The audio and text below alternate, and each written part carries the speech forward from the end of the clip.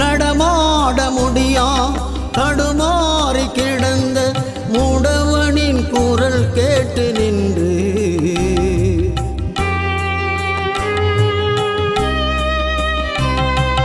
நடமாட முடியா தடுமாறி கிடந்த மூடவனின் குரல் கேட்டு நின்று இடம் தேடி வந்து இதயத்தில் நொந்து நடமாட செய்ததோடே உந்தன் கால்களில் ஆணியோ அரசே